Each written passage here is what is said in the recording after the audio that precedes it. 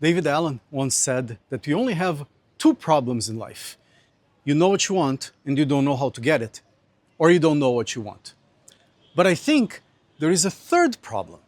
You know what you want, you know how to get it, but you're stuck in the doing part. So the problem becomes how to get yourself to do the things that you know you should be doing. So in this episode, we're going to explore ways to discover dreams, build plans, and execute actions, but with a twist, by trying to see life as a personal game that we invent ourselves. My name is Pedro Bonato, this is Unreleased. Let's go make a game.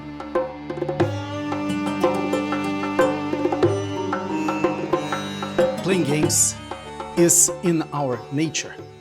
Here, for example, are two very old games. One from Egypt, one from India. And they have been played in some form or another for at least 5,000 years. Maybe you think games are silly and for children, but I think you would be missing the point that we all create games with all kinds of objectives.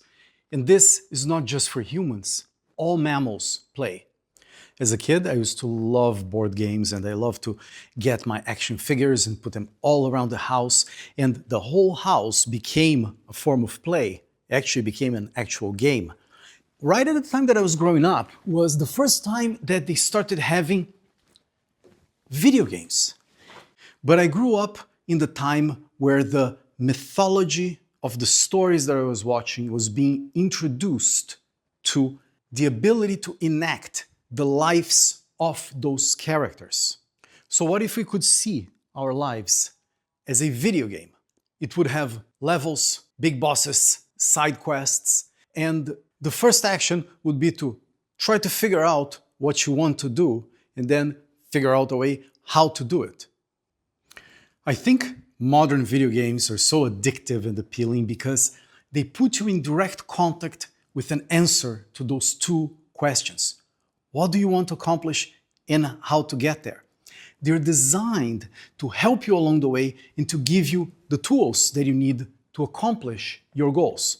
For example, they usually have a map with exactly the areas that you know, exactly how to get there, and even the parts that you don't know.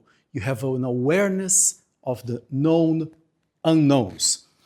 They usually get to you a backpack, which basically means your inventory of things you find along the way and that you need to complete your mission. Maybe the most interesting of all is that they always keep an eye on your energy levels. You always know when you need to stop, refuel, and go back into the work. And in case you get lost, there is always a mentor, a guide to help you along the way. If this, for example, right now, if our lives right now was a video game and our objective was to go to the top of the pyramid, there would be a big marker over there, almost like a mix of a GPS and compass, showing us exactly where we're supposed to be and how far we are from it. Wouldn't it be nice to have that in our day-to-day lives? I started my quest to be a working artist a long time ago. I tried so many paths and I almost gave up at many points. But the desire to try one more time, to make one more piece of art, became the GPS marker for my goal in life. If my art career was a game, I would be stuck on the same level. I know who the big boss is, which is to finish the work and show it to the world. At least I'm in good company because I've been reading a book about Leonardo da Vinci, and apparently he really liked his notebooks and he had a big problem finishing things. Not comparing to Leonardo da Vinci's genius, only his, let's say, shortcomings. But with that said, what I wanted to do for this episode was to show you one of my photos. This is a photo that I took about 10 years ago called Wanderer's Still. And as I mentioned in previous episodes, there is something about seeing the work in print, because my goal is to have these photos inspire people as much as creating them inspire me. But I failed because I actually went on a side quest. And although this side quest was actually creative, it was still a side quest.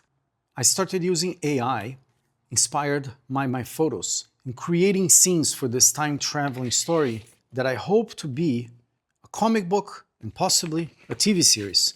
And I spent most of my time creating versions and imagining scenes and seeing what could be done.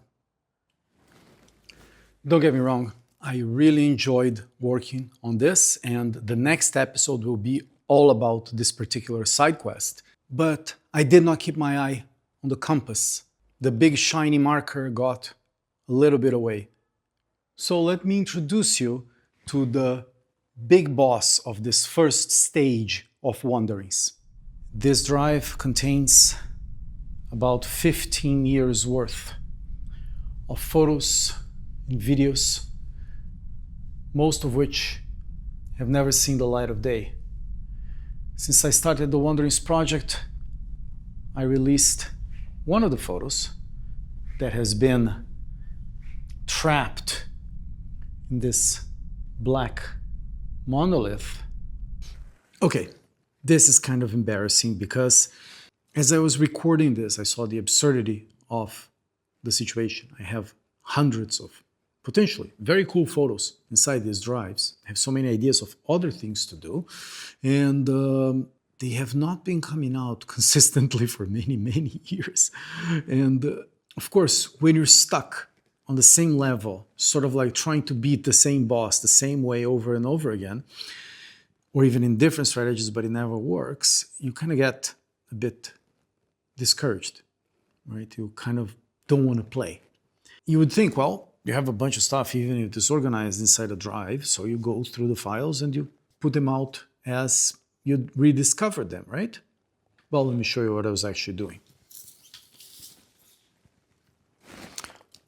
Writing, planning, coming up with new ideas, analyzing why things don't work out. You know, as I look through my notebooks, if I had published a third out of what I've written over the years, I would have like 3 or 4 books by now. I'm not saying this to put me down or anything, way beyond that, but there is a game to be played here that I think is very important. That is to get out of the infinite loop. When you confront what you're actually doing with your time, it kind of opens up maybe even a cheat code for the game. Embedded in these notebooks, there is actually one thing, let's say, little game that really helped with getting things unlocked. And that's the one I want to share with you. So one day I discovered this concept in modern psychology, Big 5 personality traits, which is like statistically derived tool to analyze the dimensions of your personality. This tool can be found in this website called understandmyself.com. I have no affiliation. I am not being paid to talk about this, just what I used, and it was really cool. So if you'd like, just go to that website. I will always tell when it's a sponsored thing. It's not the case. But it's kind of cool because they give you about 100 questions and they compare your answers to that of thousands and thousands and thousands of people.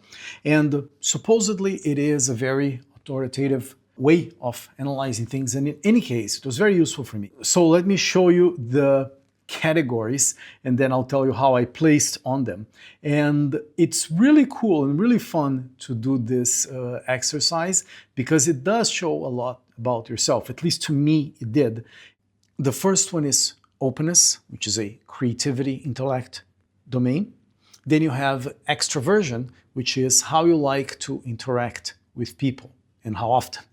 The third one is agreeableness, which is how likely you are to fight, I guess.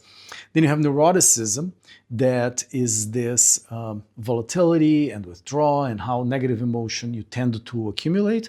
And the last one is conscientiousness, which is, let's say, discipline domain. Ta-da-da-da. Here are my results. 92 openness. This is a scale from 0 to 100, as in percentiles of the population. So if there was 100 people here, I would be more open than 92 of them, if that makes sense. 96 extroversion, 93 agreeableness, neuroticism at 29, and the last one is conscientiousness, the discipline dimension, 0.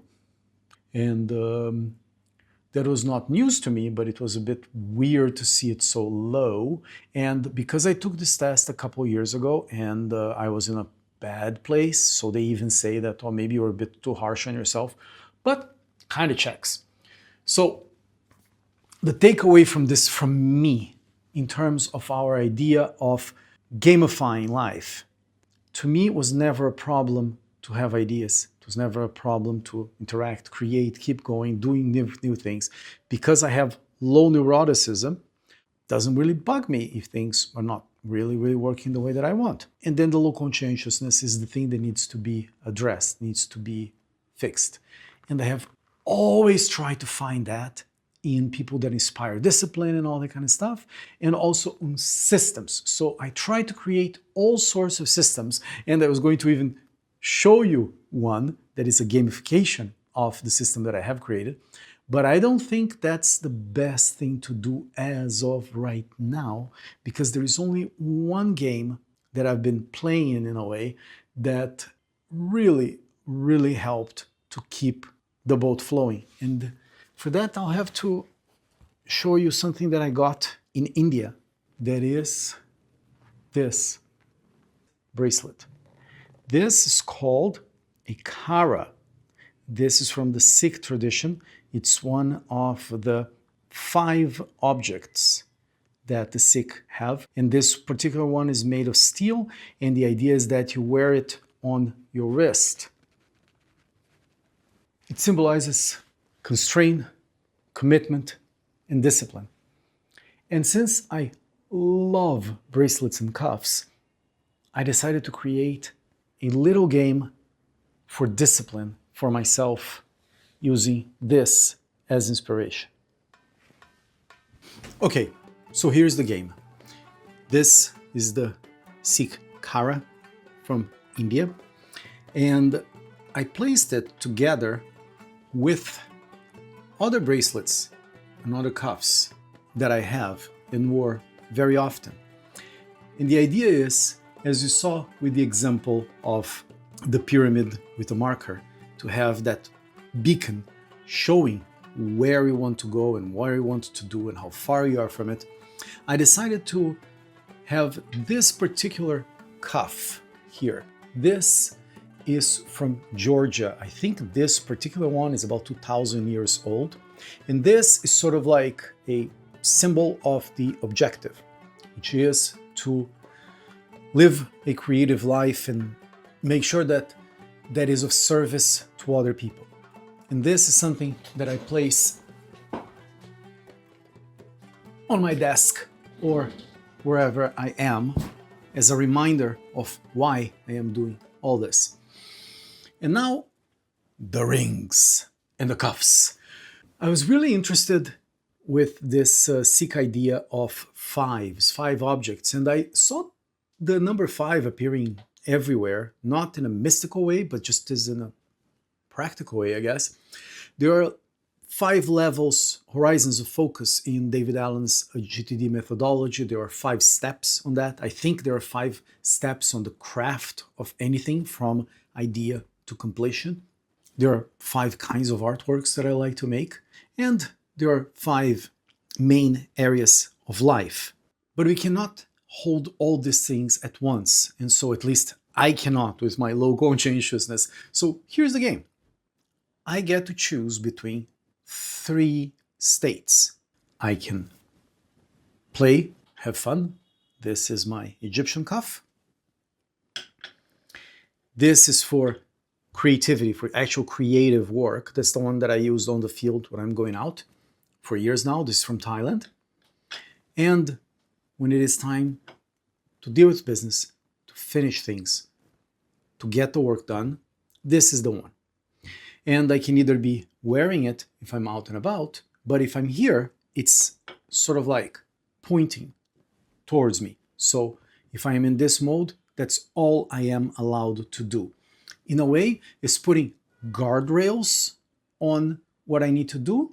I think that would be useful for everyone, which is why I'm sharing this with you. I'll be curious to know what you think of this and if you have even better ideas. But this is the game that I'm playing when I'm trying to do work. In the middle, my little mandala holder here is, of course, my wedding ring. And the way that I use this, besides representing marriage, is this desire to serve, to be of use for people. And that's why this stays in the middle. And I think that's pretty cool. And then this is, of course, so you have 4 things here. And you have the 5th over there. That is the objective. But there are moments in life when you have to deal with unexpected things, with crisis. And so what I thought was, how about making the boring or stressful things a little bit more fun? And I thought, what if you get a ring to represent when you get to action stations? So if I have to deal with a crisis, I get in crisis mode. I know this is a little bit silly, but for me, I've been using for a few months and it really works. That's kind of the message that I'm trying to convey in this episode, of us creating our own mythology, our own games. Because sometimes we get this idea that games are for children, this is serious business, but all productivity tools, from a check mark to a productivity app, it's a way to gamify the experience, because we as humans crave for play. So if there is one thing I never lost, was the desire and idea to always be playing. And why not apply that in a productive way in other areas of life? I also did a little prototype for a card game that is with all the areas of life. But this video is getting a little bit long, so that if you're interested, drop me in the comments and I will make a video about that particular thing, to have like a, this is more about work, this is more about seeing where you are in terms of a map of the whole life. So I think now we're ready to face that boss. So here's the game that I will be playing. I will use my little bracelets to serve as compasses. I will use my life areas game just to remind yourself that you need to take care of your family, you need to take care of your health, you need to take care of your finances. They all need to happen at the same time. I'll use my craft tools, my cameras, my instruments, my computers. And from now on, the lesson is enough diary, enough planning. This can only be used to prepare things that go to the world.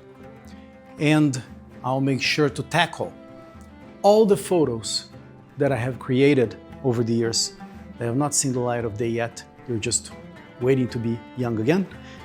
This is how I'm going to approach the first boss of the Wanderings game. And what comes next, I actually don't know. I'm not even planning that for now.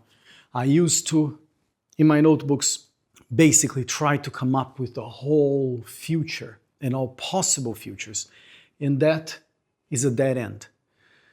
I think it was George Bernard Shaw that said that we don't stop playing because we grow old. We grow old because we stop playing. So I invite you to find some kind of game that you can apply to your life, and make sure it's one that you enjoy doing, that is worth playing, that is challenging in the best way possible. And I would love to hear what you come up with. My name is Pedro Bonato. This has been Wanderings, and on the next time, we're going to actually explore a little bit more of the games we play. See you on the next one.